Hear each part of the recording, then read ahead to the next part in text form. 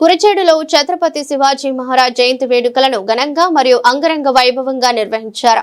స్థానిక ప్రజా ప్రతినిధులు, సామాజిక సంస్థల నాయకులు, యువకులు, మహిళలు మరియు విద్యార్థులు పెద్ద సంఖ్యలో పాల్గొనే కార్యక్రమాన్ని విజయవంతం చేశారు. ఈ సందర్భంగా శివాజీ మహారాజ్ చిత్రపటానికి పూలమాలలు వేసి ఘనంగా నివాళులర్పించారు.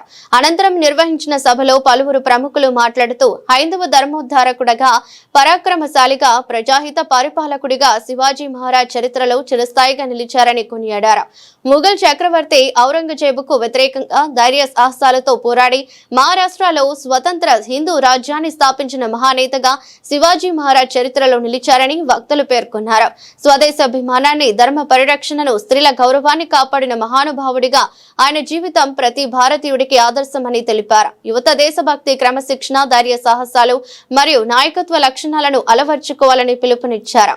శివాజీ మహారాజ్ పరిపాలనలో ప్రజలకు న్యాయం, భద్రత, సమానత్వం కల్పించబడిందని, ఆయన పరిపాలనా విధానం నేటికి ఆదర్శప్రాయమని చెప్పారు. కార్యక్రమంలో దేశభక్తి నినాదాలు, శివాజీ మహారాజ్ జయ జయధ్వానాలతో వాతావరణం మారుమ్రోగింది. చివరగా పాల్గొన్న ప్రజలకు ధన్యవాదాలు తెలియజేస్తూ కార్యక్రమం ముగించారు.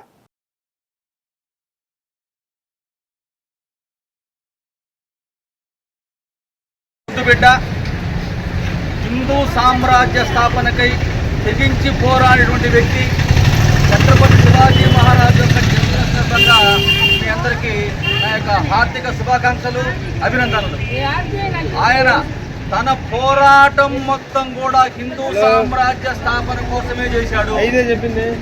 ఆయన మనం ఎల్లవేళలా గుర్తుపెట్టుకోవాల్సిన అవసరం ఉంది. ఒక్కసారి గనక ఆయన మన మనసులో తలుచుకుంటే మన మనస్సు పులకరించిపోతుంది. మనం కూడా ఆయనలా మారటానికి ఏం చేయాలని ఆలోచించేటువంటి స్థాయి వస్తుంది మనకి. అటువంటి వ్యక్తి ఆయన.